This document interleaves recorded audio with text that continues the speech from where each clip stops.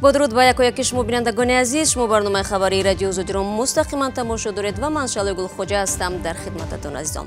در 15 دقیقه دیگر اطراف این موضوع ها صحبت خواهیم داشت. خوجه کریموف را از دبی به تاجیکستان آوردند. مقامات تاجیک فرمانده پیشین فرانت خلقی را به چندین جنایت متهم می‌کنند. صاحبان تاکسی های کهنه احتمال از کارشان محروم نشوند. شهرداری گفت قراری وزارت نقلیات را بازبینی دارد. معاینه تکنیکی گذرانده ایستادند. کدام قرار می‌بینند حاضر به فکر معلوم نیست. وعده دادی وفا کن و یا چرا برخی از ساکنان ولایت ختلان به وعده های پیش از انتخاباتی وکیلان باوری ندارند؟ یگان کمبودی بود چیدگی نیست. نه آبش نه یک میپونتش. خوجه کریموف فرمانده پیشین فرانت خلقی از دبی به دوشنبه استرداد شد. او را تابستان سال گذشته در امارات متحده عرب بازداشت کرده بودند. منابع رادیو آزادی گفتند خوجه کریموف در دوشنبه بازپرسی می شود. مقامات تاجیکستان او را به چندین جنایت از جمله کشتار و غارتگری متهم می کنند. برخی از شاهدان رویدادهای جنگ شهروندی تاجیکستان کریموف را در بیرحمی فوق‌العاده نسبت به اهالی آسایشته عیبدار می نمایند. وی از سال 2008 تحت جستجوی بین‌المللی قرار داشت. بنا به خبرها خوجه کماندیر سالهای اخیر در مالایزیا میزیست و تجارت میکرد. او قبل از فرارش در سال 1999 نایب اول فرمانده بریگاد مخصوص در وزارت دفاع و رئیس فدراسیون فوتبال تاجیکستان بود. شهرداری دوشنبه اقدام بحث برانگیز وزارت نقلیات را تجدید نظر کردن است. ماه گذشته حرکت تاکسی هایی که تا سال 2014 استحصال شدند در دوشنبه منع گردید. این گونه دستور صدها تاکسیران را ناراضی گذاشت، زیرا از یگانه منبع درآمد محروم میکرد. حالا شهرداری میگوید قرار منع استفاده ماشین های کهنه نهایی نشده است. شهلای عبدالله موضوع را ادامه میدهد. خدمت رسانی به تاکسی هم نمیشود و شهردار دوشنبه قراری وزارت نقلیات را درباره منع حرکت تاکسی هایی که تا سال 2014 استحصال شدند بازبینی میکند. در نشست خبری شهرداری اعلان شد صدها راننده تاکسی که در ماشین های کهنه و مسافرکشانی مشغول بودند از کارشان محروم نخواهند گشت. همه را از معاینه تکنیکی گذرانده ایستادند. کدام قرار می‌بینند حاضر به فکر معلوم نیست. معلوم شده باید فکر میکرده ایستند که اینا را اگر کدامش ممکن نقض باشد مانند باز ممکن باشد تفسیرتیان بین نوحیادا میمونند. تاکسیرانی در دوشنبه منبع روزگاری صدها نفر است، به خصوص آنهایی که از جای درآمد ندارند و یا مهاجرانی که از روسیه برگشتند. صدرالدین هم از این شغل زندگی خود و فرزندانش را پیش میبرد. او که از قرار قبلی سخت نگران بود، حالا تصمیم شهرداری امیدوارش کرده است. همه شرایط نداره بخره یا که یگان کس بگیره اشکرم نمیتونه روزی. تصمیم منع ماشین های استحصال سال 2014 در شهر برای بخطری مسافران و حرکت در راهها و خدمت رسانی با صفت گرفته شده بود. قاعده تامین بخطر حرکت در راه تغییر لغو وارد کرده شد که در آن آمده بود که 30 سال وسطای نقلات از 5 سال زیاد نباشد. این یگانه تصمیم مقامات نیست که در یک سال اخیر مورد بازبینی قرار میگیرد. قبلا تصمیم 250 سامان کردن سیم کارت ها هم که نگرانی های زیاد را میان مردم به میان آورد بیکار کرده شد. بعداً ناراضگی جامعه سبب شد حکومت از تصمیمش برای گران کردن نرخ اینترنت دست کشید. کارشناسان میگویند چون این تصمیم های مهم نباید سراسیمه‌وار قبول شوند. آنها میگویند این گونه مسئله ها باید دقیقاً آموخته شوند. پیش از آن که قرار قبول شد باید اول درست آموخت حادثات، روندهای اجتماعی، تفکری فطرتی یا که کگنیتیوی میگوید فضای کگنیتیوی همون مردم رو باید آموخت. تصمیم بازبینی دستور منع حرکت ماشین‌های استحصال سال 2014 در حال در شهرداری دوباره بررسی می شود که چند پیش ریاست نقلیات پایتخت گفت شرکت‌های تاکسیرانی الکی به پاک کردن صف خود از ماشین‌های کهنه آغاز کردند. شهرنامه برچیدگی دیگه وای را پوتیوفکا نمیتیان برآمده است. صدها راننده تاکسی حالا امید دارند بازبینی قرار شهرداری اوید به منع حرکت تاکسی های تا سال 2014 به منفیت تاکسیران‌های انجام می شود که به مثل صدرالدین با چنین ماشین ها روزگاری خانواده هایشان را پیش می برند. مقامات می گوید در خیابان های پایتخت بیش از 2000 تاکسی به مسافر بری مشغولند. رو می‌رویم به موضوع دیگر. در نخستین روز بهاری امسال در تاجیکستان با شرکت نامزدها از 7 حزب سیاسی ثبت نام شده و نامزدهای مستقل انتخابات پارلمانی برگزار می‌شود. ولی همان گونه که همکاران ما میگویند به فرق از انتخابات قبلی فعلا هیچ حال و هوای خاصی پیش از انتخاباتی در کشور احساس نمی‌گردد. نظر ساکنان نیز نسبت این معرکه سیاسی یکسان نیست. در ولایت ختلان برخی از مصاحبان آرزوی کریم گفتند باوری ندارند رأی آنها زندگیشان را تغییر بدهد. با کمتر از 2 هفته دیگر ماندن انتخابات، قسمی از ساکنان دهات مثل ریحانه هنوز تصمیم نگرفتند که به آوازدهی روند.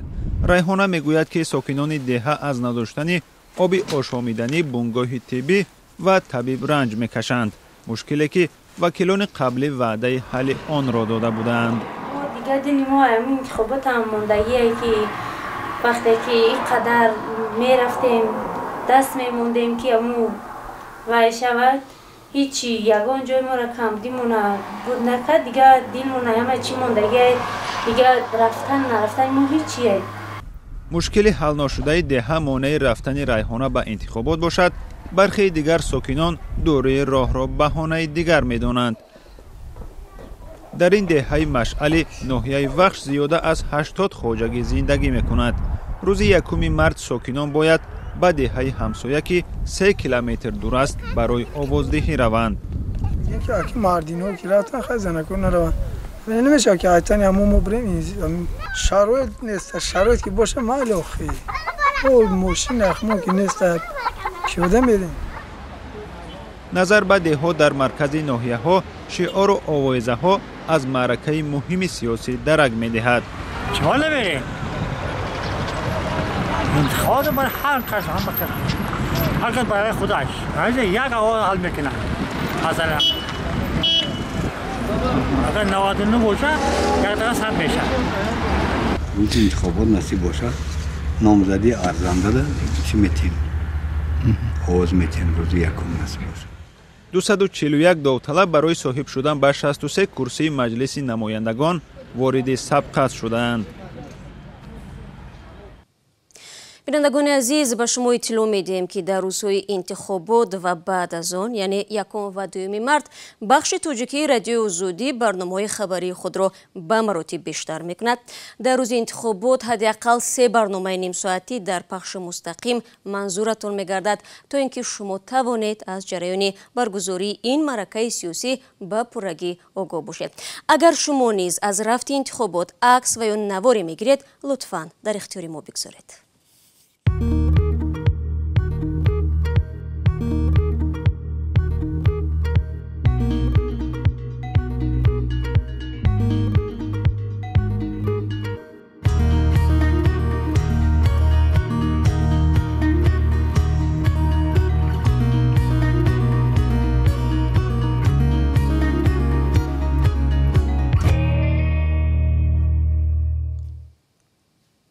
شما برنامه خبری رادیو آزادی رو تماشا دارید. روز گذشته کاربران صفحه اینستاگرامی رادیو آزادی به 5 میلیون رسید. صفحه ما در اینستاگرام 3 سال پیش باز شده بود و در یک مدت کوتاه هزاران نفر به آن پیوستند. حالا مومن احمدی مسئول صفحه اینستاگرامی رادیو آزادی رو در استودیو با هم داریم. مومن سلام. دلیل توجه بیشتر به صفحه اینستاگرام در چی بود؟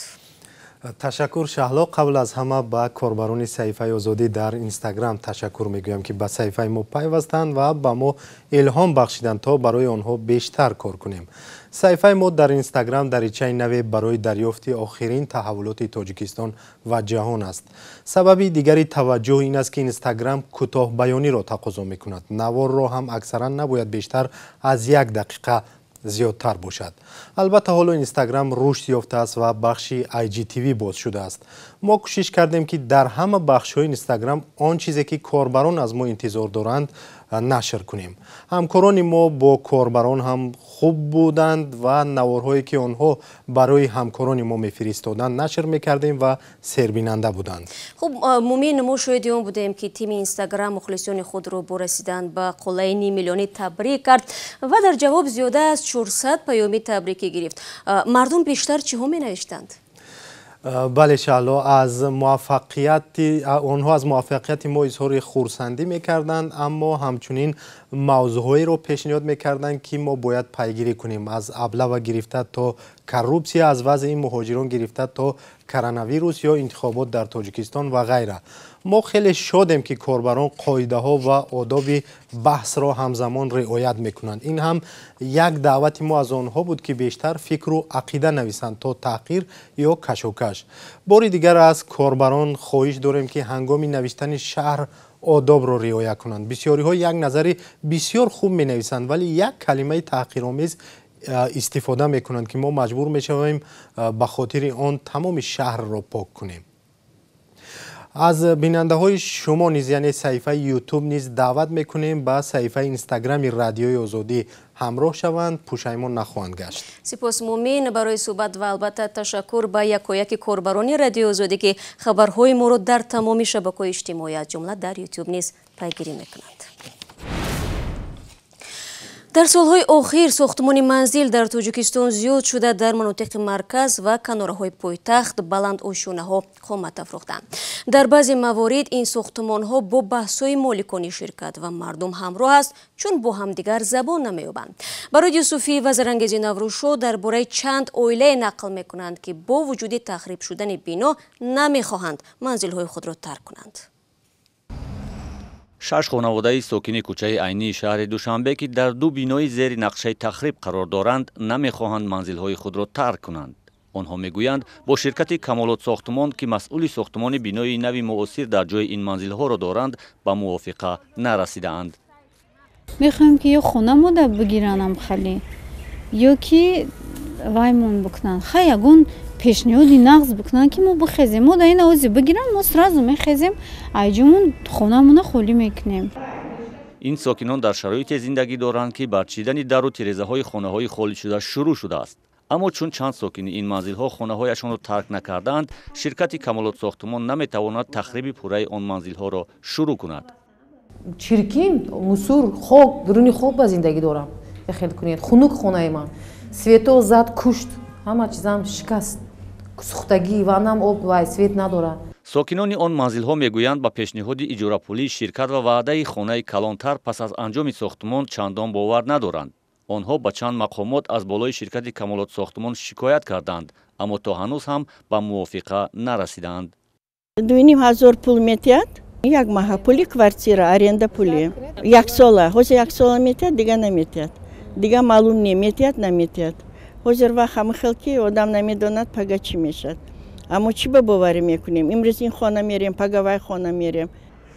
نمایندگان شرکت کمالات ساختمان گفتند که به این ساکنان ناراضی چند وعده حتی بیشتر از مساحت منزلشان منزل پیشنهاد کردند. اما متاسفانه آنها همه را رد کرده و طول 2 ماه به خراب کردن و شروع ساختمان بینای نو مانع شدند.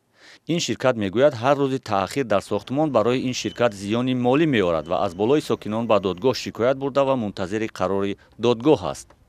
چند سال اخیر دوشنبه به یک شهر ساختمان‌های عظیم تبدیل شده و بحث ساکنان با شرکت‌های ساختمانی در مورد تأخیر و یا اجرا نکردن طلبات قرارداد طرفین نیز زیاد ثبت شده است. و دبیر کلی سازمان ملل متحد آنتونیو گوترش روز یکشنبه با سفر 4 روزه به پاکستان رفت. او دیروز در گشایش یک نشست بین‌المللی بخشیده به پناهندگان افغان گفت صرف نظر از چالش‌هایی که پاکستان با آن مواجه است، این کشور ده‌ها هزار پناهنده افغان را قبول کرده است. این مطلب آخرین برنامه امروز بود. سپاس که تا این دقیقه ها با ما بودید. تا صحبت بعدی میتوانید از وبسایت رادیو آزادی استفاده کنید و چون همیشه نوارهای جالب در آزادی ویدیو کانال ما در یوتیوب گذاشته می شود، همزمان صفحه های ما در شبکه‌های اجتماعی در خدمت شما عزیزان است. فراموش نکنید صبح فردا من شما را در نوید بامدادی منتظر میمونم. خدا نگهدار.